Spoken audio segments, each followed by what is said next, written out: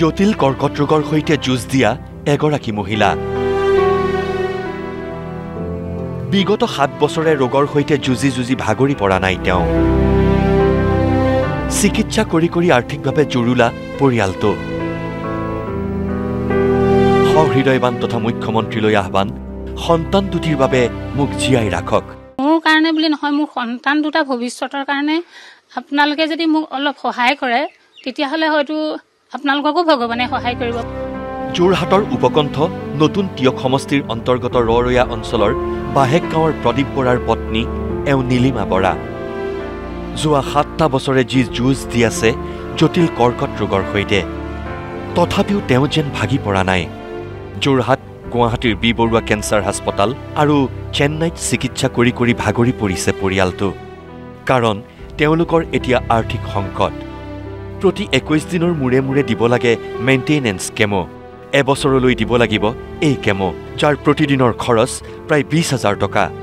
কিন্তু এই খৰচ বহন কৰিব পৰা নাই দৰিদ্ৰ পৰিয়ালটোৱে মই এটা বন্ধন গোটৰ ঋণ লৈছিলো মানে এখন ব্যৱসায় কৰিম বুলি লৈছিলো 2 লাখ টকা সেই 2 লাখ টকাই মোক ট্ৰিটমেন্ট প্ৰথম পৰা আৰম্ভ কৰিলো 19 অক্টোবৰলৈকে ট্ৰিটমেন্ট চলিলে কন্টিনিউ তাৰ পিছতে ভাল হল 22 চনলৈকে 3 মাহৰ মূৰে 22 চনত মই গৈ আছো তাৰপা 22 চনত মোক পুনৰ আকৌ হল তাৰপিছত অভাৰিত আকৌ ওলালে তাৰপিছত 6টা কেমো দিলে তাৰপা 16টা মেইনটেনেন্স বুলি কয় মেইনটেনেন্স ললো তাৰপা ভাল নহল তেতিয়া মই আকৌ চেন্নাই গলো এতিয়া বৰ্তমান মোৰ মেইনটেনেন্স চলি আছে এটো কেমো থেৰাপি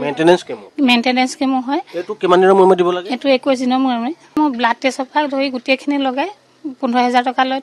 আৰু থকা খোৱা পাম থকা খোৱা আহাৰ যোৱা বেলেগ সেইখিনি বেলেগ মানে আপোনাক থকা খোৱা আহাৰ যোৱা পাতে বলে মোটামুটি 20,000 টকা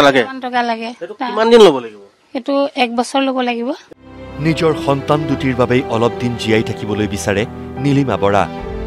মুখ্যমন্ত্ৰী তথা অসমৰ ৰাইজলৈ আহ্বান আমাক অকনমান সহায় কৰক এতিয়া মই মানে সকলোখিনি হৃদয়বান আৰু মানৱদৰদী লোকক এটাই মই অনুৰোধ কৰোঁ মোৰ কাৰণে বুলি নহয় মোৰ সন্তান দুটা ভৱিষ্যতৰ কাৰণে আপোনালোকে যদি মোক অলপ সহায় কৰে তেতিয়াহলে হয়তো আপোনালোককো ভগৱানে সহায় কৰিব মুখ্যমন্ত্ৰী মহোদয়ক মই আপোনাক এটাই অনুৰোধ কৰোঁ যাতে মোক অকনমান সহায় কৰি মোক দুদিনমান জীয়াই থাকিবলৈ বা ল'ৰা-ছোৱালীকেইটাক অলপ ডাঙৰ দীঘল হ'বলৈ আৰু পঢ়া শুনাত যাতে অকনমান সিহঁত আগবাঢ়ি যাব পাৰে তাৰ বাবে যাতে মোক অকমান আৰ্থিক অনুদান দি এই পৰিয়ালটোক যাতে অকমান সহায় কৰে নীলিমা বৰাক সহায় কৰিবলৈ আপুনিও সাহায্য আগবঢ়াব পাৰে ইণ্ডিয়ান বেংকৰ 6117008697 একাউণ্ট নম্বৰত মুখ্যমন্ত্ৰী তথা অসমবাসীৰ সহায়ে সকাহ দিব এইটো পৰিয়ালক কেমেৰা পাৰ্চন গণেশৰ সৈতে